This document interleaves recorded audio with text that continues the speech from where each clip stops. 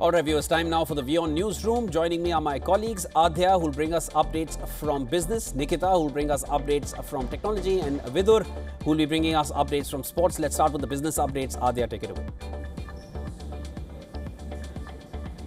Well, thank you, Shivan. Global markets are reacting to shifting geopolitical signals, and we begin by looking at how oil markets are reacting today.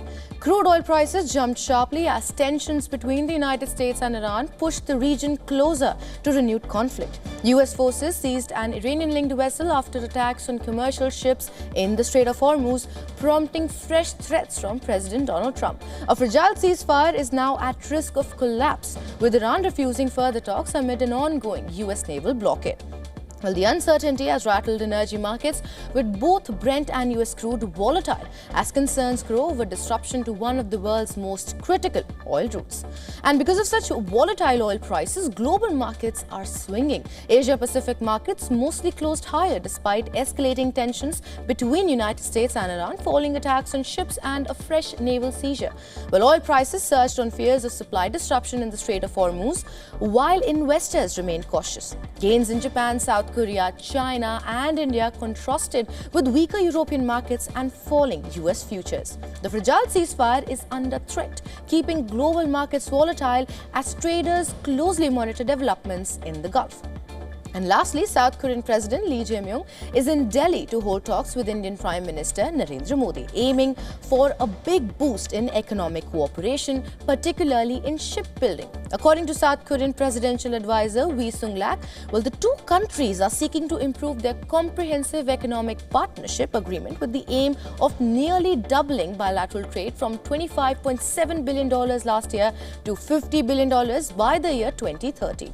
South Korean President, during his stay, will also take part in business events with corporate leaders. Other areas where the countries might work together include finance, artificial intelligence and defense. But the visit comes amid global supply chain concerns, with Seoul also seeking increased energy supplies from India to reduce reliance on West Asia.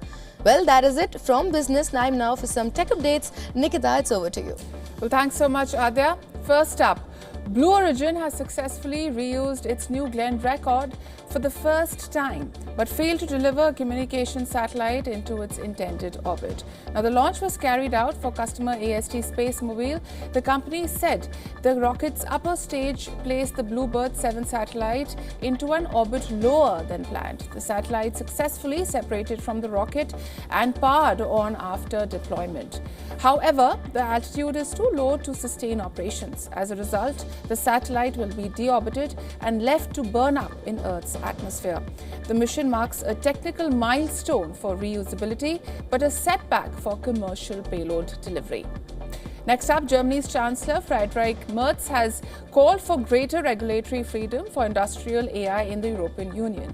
Merz said AI used in industry should face fewer restrictions than consumer-facing AI applications. Now, he said he would push to ease the regulatory burden on AI across the European Union. Merz warned current rules are too restrictive for industrial AI development. He said industrial AI could be exempted from parts of the existing regulatory framework. Germany is seeking to catch up with the US and China in the global AI race. The country is also looking to attract high-income jobs linked to AI development. And lastly, hackers have exploited a cross-chain bridge in a major attack on a decentralized finance system, or DeFi, draining nearly $300 million from crypto infrastructure. The attack targeted a bridge built using Layer 0, which enables assets to move between different blockchains. Now, the hackers stole about 116,500 RSETH. This makes RSETH a derivative token linked to underlying blocker Ether. Total losses are estimated at around $293 million, making it the largest DeFi hack of 2026. Well, that's it from the world of tech. Now, my colleague Vidur will be taking you through some sports updates across the globe. Over to you, Vidur. Well, thank you so much, Nikita. First up in the world of sport, Afghanistan cricket star Rashid Khan has said that he was approached by two countries, including India, with offers of citizenship. The 27-year-old revealed in his upcoming book that is titled Rashid Khan, From Streets to Stardom, that he was informally approached by an individual during the 2023 IPL about the prospect of switching nationalities. However, Rashid chose to remain with Afghanistan and continues to represent them in international cricket. Rashid is currently playing in the IPL with the Gujarat Titans. Moving on, in football, Manchester City have blown the Premier League title race wide open by beating leaders Arsenal 2-1 on Sunday. Ryan Cherki scored the opening goal at the Etihad Stadium, but Arsenal's Kai Havertz equalised for the Gunners. However, star striker Erling Haaland scored the decisive goal in the second half to secure a huge win for Pep Guardiola's side. City will have the chance to overtake Arsenal by beating second from bottom Burnley on Wednesday.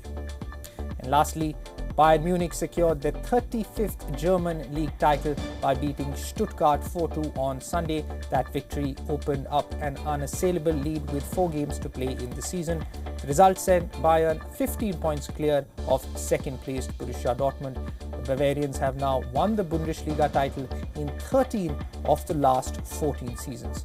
They also have the chance to complete the treble, which means that they can win the German Cup as well as the Champions League this season. Well, that's it from the world of sport for now. It's back to you, Shivan. Vidur, thanks so much for those sports updates. Also, a thank you to my other colleagues, Nikita and Adya, joining me right here from the WION Newsroom. That's a wrap on this bulletin. Slipping into a short break, I'm Shivan Chan now. Stay with us.